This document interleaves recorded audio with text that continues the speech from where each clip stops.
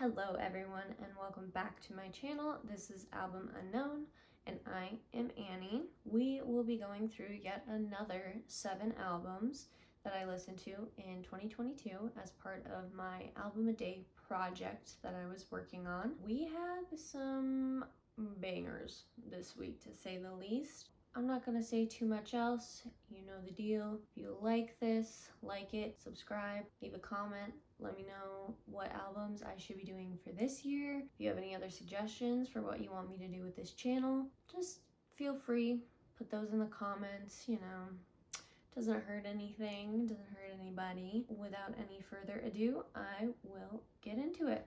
Our first album for this week is the Melodic Blue by Baby Keem. So this album, when it was originally released, had 16 songs, coming in at 53 minutes and 41 seconds. It was originally released on September 10th, 2021 by PG Lang and Columbia Records, and then there was a updated release on September 22nd of the same year, which included an extra feature on the album. Speaking of features, we had some pretty crazy features considering this is Baby Keem's first full-length project that wasn't a mixtape. We have Kendrick Lamar, Brent Faiyaz, Don Toliver, Travis Scott, and an uncredited feature from Rosalia. The deluxe edition, which was released on October 28th of 2022, also has 2 additional features, one from Pink Panthers and Lil Uzi Vert, but we are just talking about the original release of this album,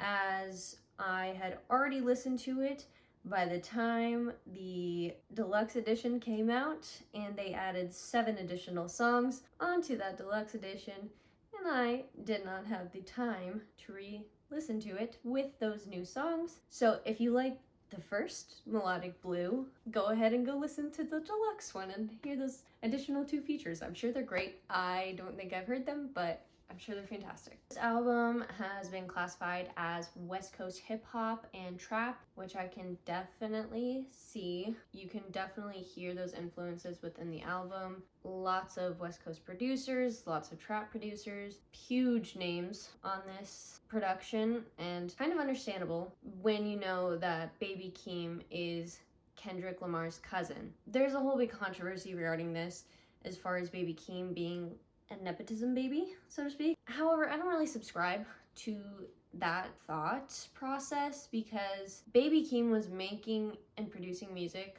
long before Kendrick ever really took him under his wing. He had been producing music since high school, and it was actually his production that got him noticed by a lot of the major names in hip hop today. And actually, that's what got Kendrick to notice him. It's not like he went to Kendrick originally and was like, I want to be a rapper, I want to be in music.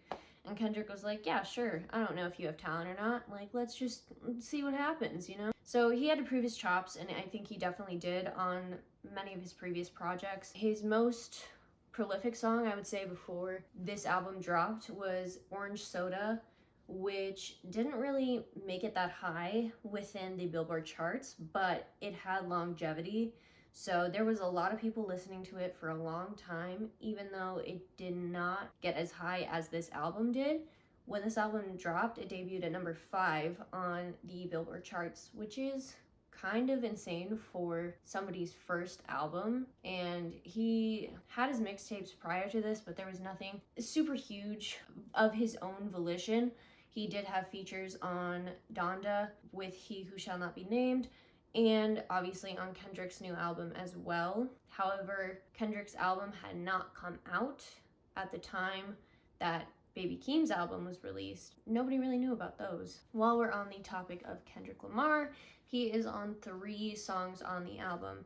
And within those songs, you can hear him kind of playing a big brother role to Baby Keem, kind of guiding him through this music scene, as Baby Keem, is very young. He, I believe, is 21. He is just starting out, and he already has so many huge sign-offs. He's already got so much money, and Kendrick has been there and done that. he has lived through that. He's lived and learned through all of those stages of fame. He's trying to guide Baby Keem away from making the same mistakes he did, but as you can hear in a lot of the lyrics from Baby Keem's album, he's not really following the same path that Kendrick has with his music. I don't want to get too far into Kendrick. This review is about Baby Keem and not about Kendrick, which we will be talking about, I believe, almost all of his projects later on. Baby Keem's album is much more like party anthem kind of songs, like much more fun, much more upbeat, and Kendrick's are very, very heavy. They're very topic heavy. They're very like socially conscious and very introspective. And I think Baby Keem is trying to find his own sound, which is super important because otherwise he would be a Kendrick wannabe, a Kendrick copy, whatever you want to call him. So along that same vein of Baby Keem trying to find his own sound, he produced or co-produced 14 out of the 16 songs on the original release of the album. So he had a huge hand in the music he was making. He's not just leaving it up to other producers, other people who have a hand in his success and who have something riding on his success. Like, he is making the music himself. So I have mad respect for that because production is not easy. Although he stated he originally did not want to be a producer, that is what got him noticed in the first place. So obviously he has some talent at it, and with so many big names on the project as well who are helping guide him and helping work on this project, it's kind of obvious that he is going to have some big hits on his hands. On this album, there are almost 40 writers credited, so that includes samples, anybody who really had a hand in helping with the project. Big number, not as big as some other albums that we talked about before, but still a very, very big number as far as people who had their grubby little paws on this album. Another crazy thing, along with this being his first album and it debuting so high on the Billboard charts, is it earned him Grammy nominations in 3 separate categories, more specifically the song Family Ties, in which Kendrick is featured on. So that got him Grammy nominations for Best Rap Song, Best Rap Performance, and Best New Artist. Following the release of the album, Baby Keem gave an interview to Billboard in which he stated that he's always trying to make something new. It may not always be what people want to hear, but it's what they need to hear. And I think that is very wise for someone of his age and of his stature within the industry, because he is so new. And I think a lot of rap artists, especially new rap artists who have one hit song, they get that hit and then they continue to make that hit over and over and over again, which does not lead to relevancy in the long term.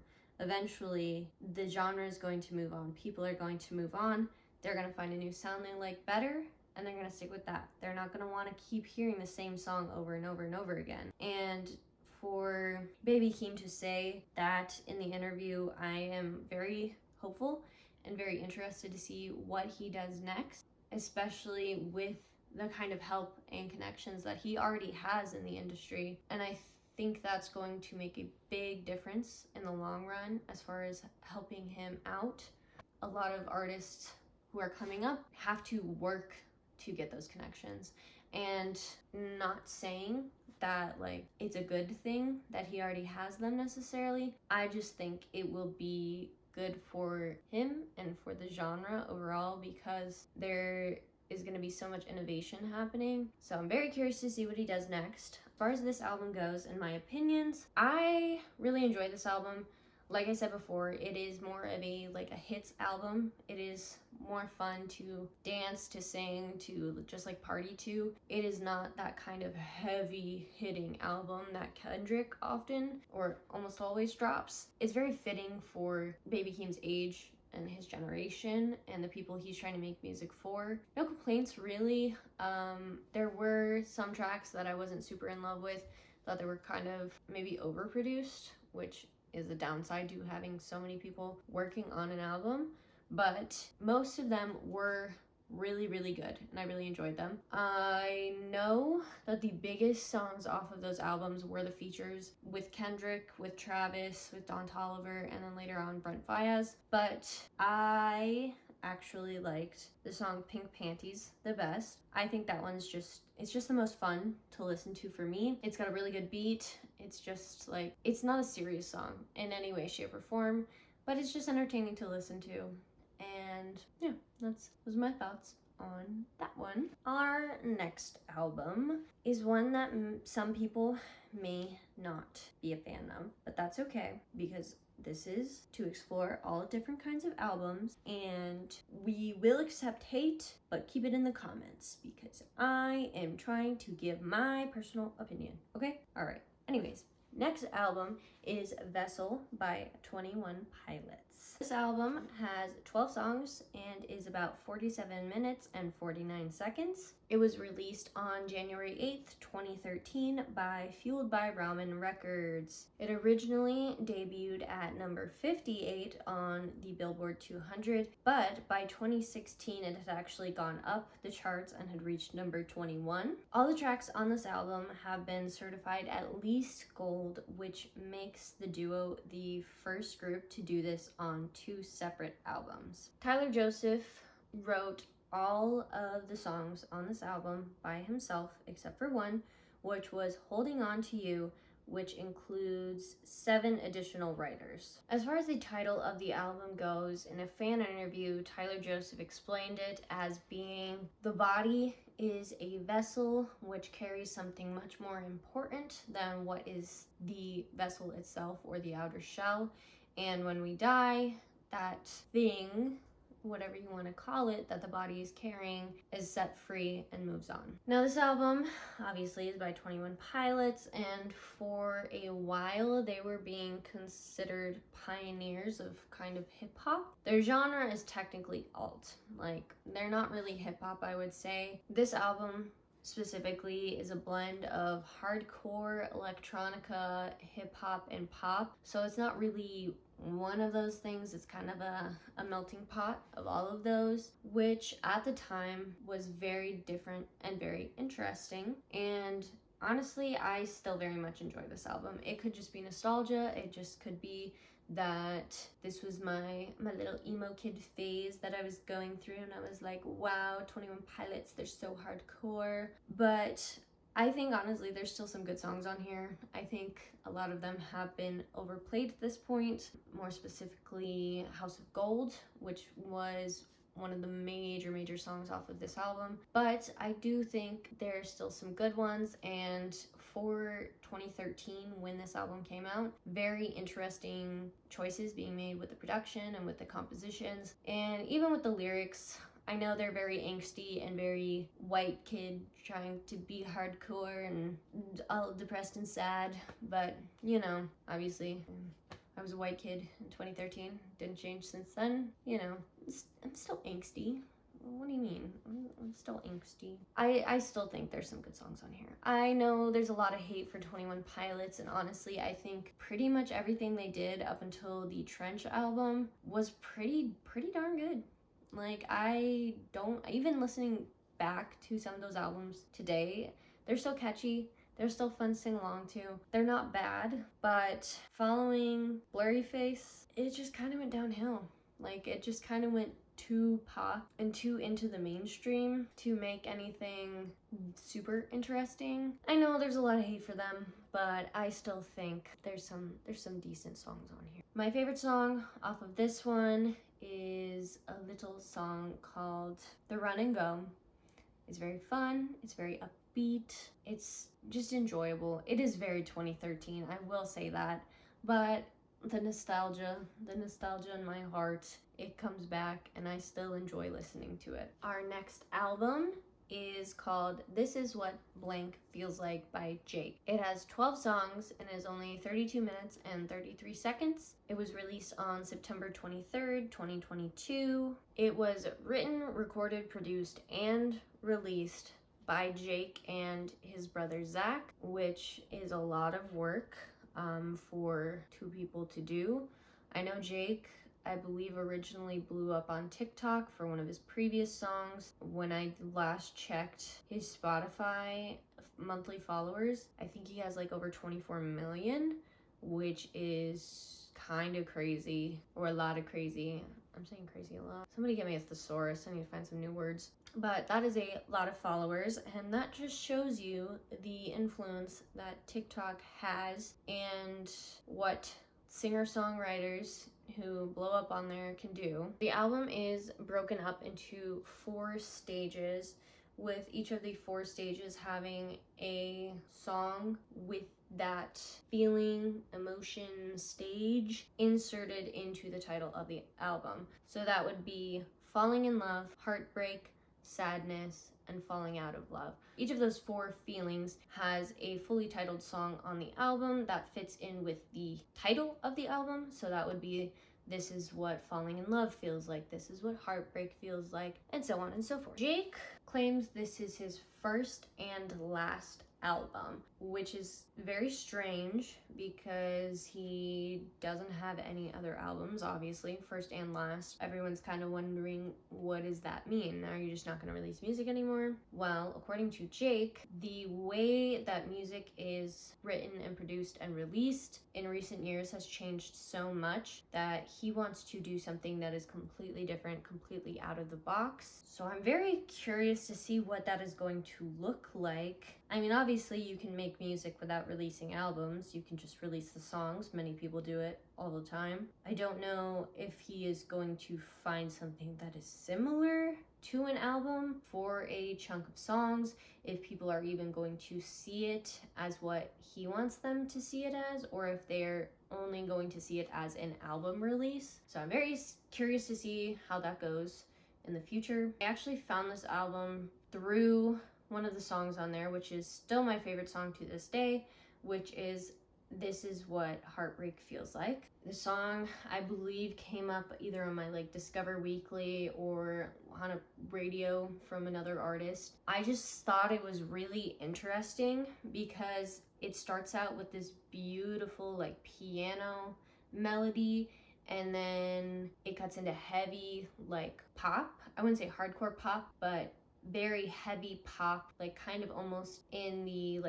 emo pop genre there. I just always have found that song to be very interesting. I recently re-listened to it. Holds up. Still a certified classic for me. Overall, I think the album itself is very good. There wasn't anything super memorable about this album other than the 2 main songs, which were Golden Hour, which was super big on TikTok, on Spotify, and I believe Jake actually performed it on The Tonight Show, which is super crazy. And again, please someone get me a thesaurus, help me, I need new words. And This Is What Falling in Love Feels Like.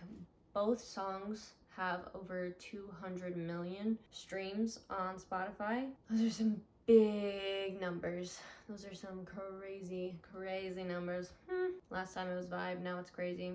What are you gonna do about it? I'm the one up here. You can't stop me. But overall, pretty solid, pretty pop album. I do like that the album was broken down into the 4 stages of love, I guess you could say, if you're cynical. Yeah, I liked it. That's really all I gotta say about that. Moving on, we have DNCE by DNCE. This album had 14 songs and a runtime of 49 minutes and 8 seconds. It was released on November 16th by Republic Records. There's only 1 feature on this album, and that is Kent Jones. Now, if you never heard of DNCE, what are you doing? They're a very fun band, and they're headed by one of the most attractive men in existence, Joe Jonas. This was his project band before the Jonas Brothers got back together, and while Joe Jonas is their lead singer, he also co-wrote on every single song on the album. Now, this band, DNCE, obviously sounds like dance, or it's similarly spelled to dance, and that is exactly what they want you to do with this album. The genres that are listed for this album are new wave, alternative pop, disco, and dance rock, which are all very upbeat, fun genres when you put them together, that's exactly what you're gonna get. You're gonna get a fun, upbeat album, and you're gonna want to dance, and you're gonna like it. Now, Joe Jonas, of course, we're talking about Joe Jonas, describes the band's influences as everything from Earth, Wind and Fire to the Bee Gees to James Brown to Weezer. Take that as you will. Most of those artists are very fun and upbeat. And when interviewed about the album, the band said that they wanted this album to be fun more than anything else. And you know what? I think they did it. Okay? I love this album. If you can't tell, I am very passionate about it. It is very fun.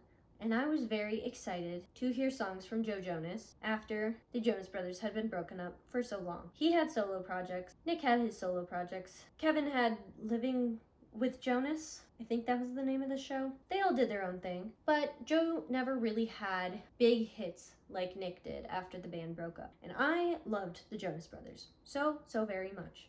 So when I found DNCE, when they came out with this album in 2016, I was thrilled, and I listened to this album so much, and I loved it, and I love every song on it.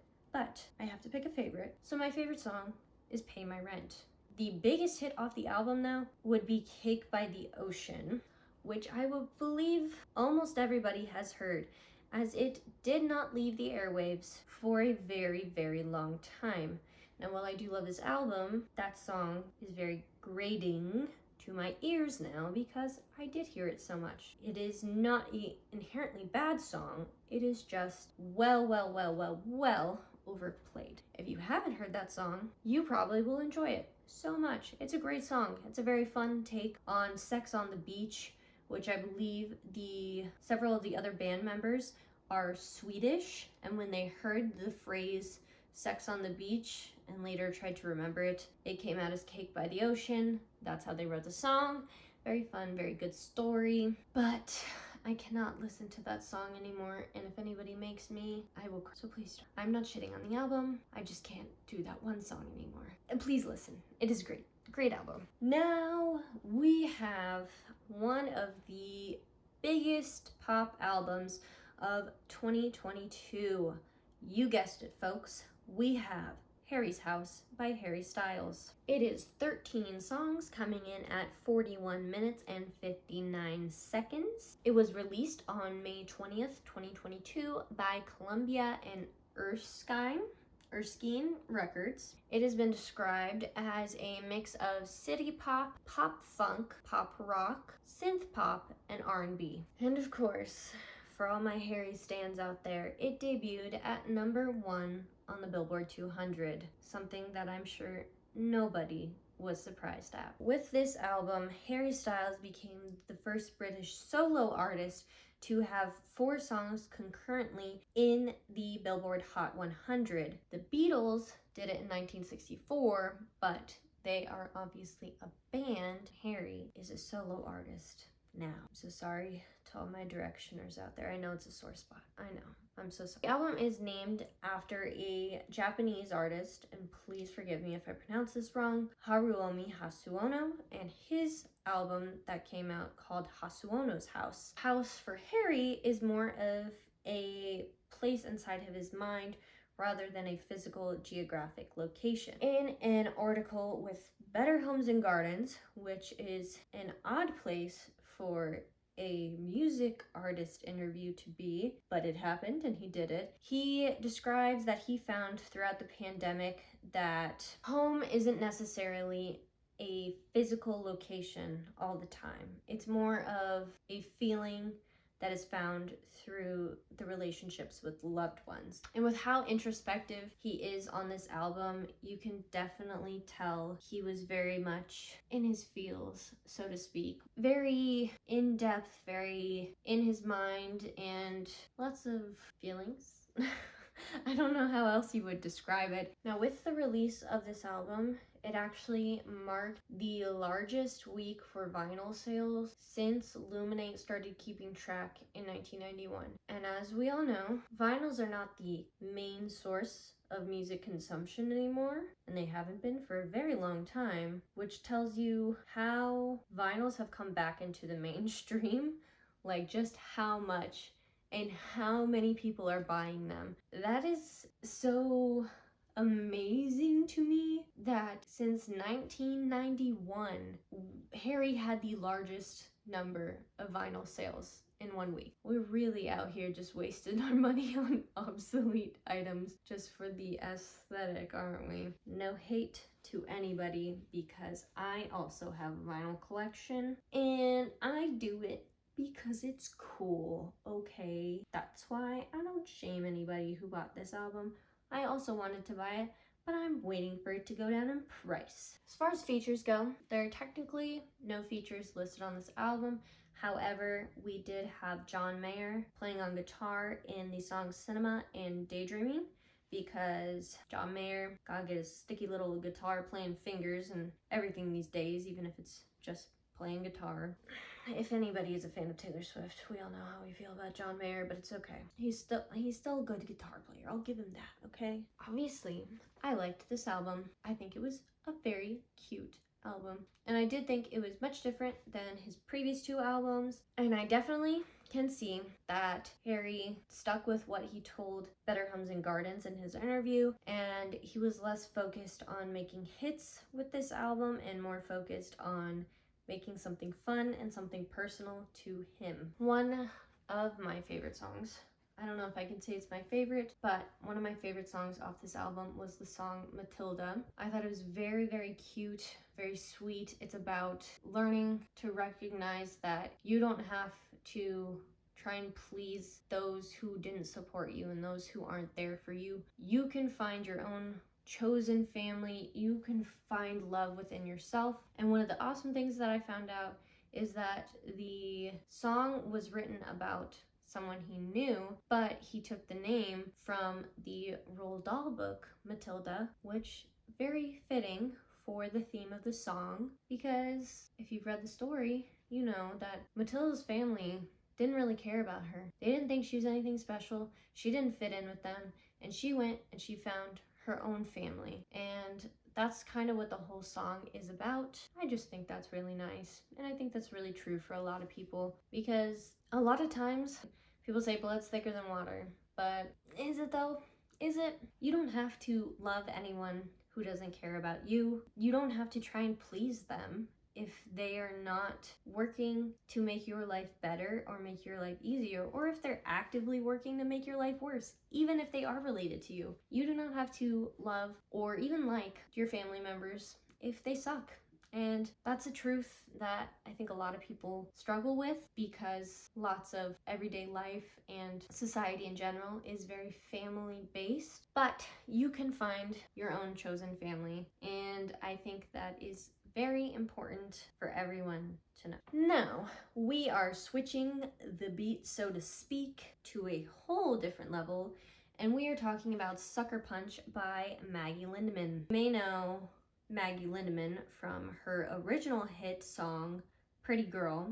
It was everywhere for a very long time. There were lots of remixes to it. I think it's still a very catchy pop song, but Maggie did not like that direction that her label was trying to push her in. She didn't want to go with that very bubblegum pop kind of thing. This album is a complete 180 from that, and it is very emo, very punk, this one's very pop punk as compared to the bubblegum pop that she had released before. This album has 15 songs, coming in at 39 minutes and 50 seconds. It was released on September 16th, 2022 by Swix Audio. I don't know how to pronounce it. I'll put it on the screen of how it's spelled. A lot of the lyrics on this album are dealing with love, loss, anger, jealousy, and pride. Lots of very punk emo feelings, as many of us know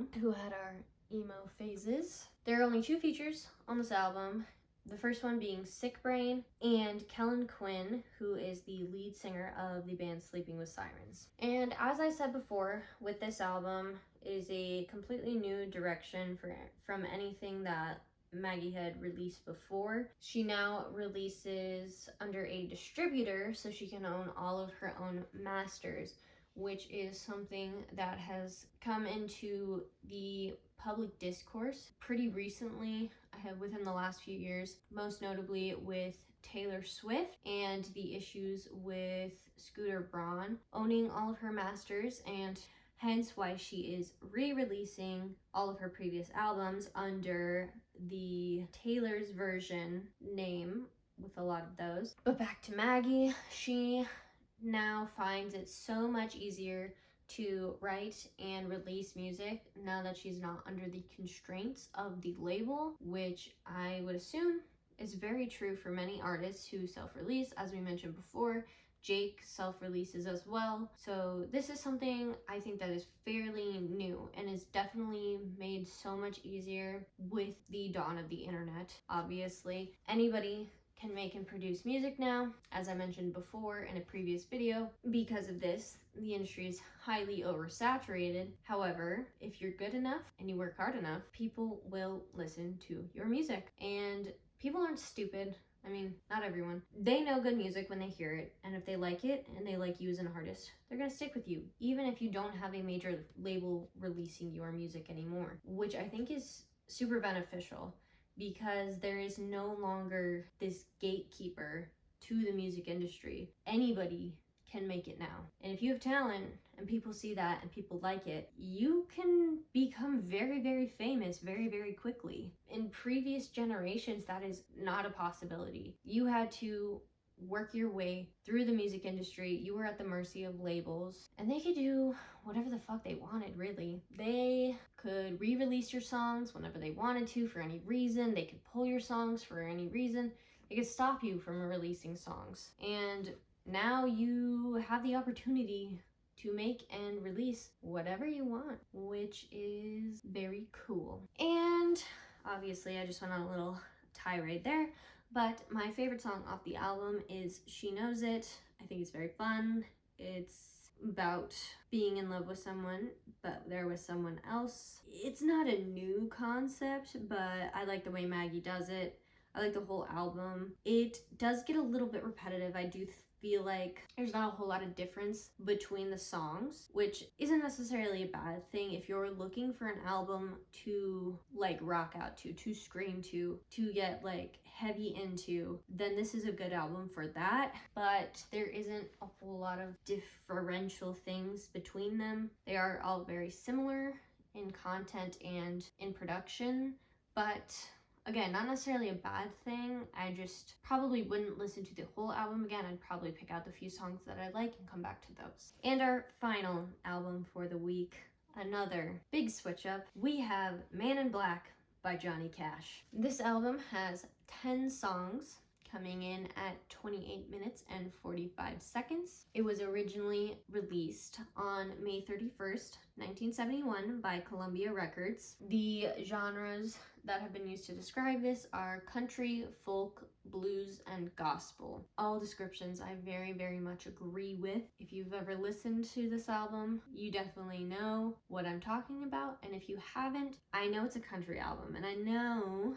that a lot of people are not big fans of country. However, I think classic country, especially like this album and Johnny Cash, is very, very, very important, because I don't want to say modern country is bad, but I don't like it. With classic country like Johnny Cash, with like Dolly Parton, Waylon Jennings, Willie Nelson, these songs tell stories, and they very much follow the folk traditions of telling stories and telling things about the culture and about the time period that they are in. And this album is very much almost a protest album, as much as it is about gospel and about Jesus. Before I get too much on a soapbox about this album, and trust me, I will, this album reached #1 on the country Billboard charts. It features Billy Graham on the first song of the album, and then June Carter Cash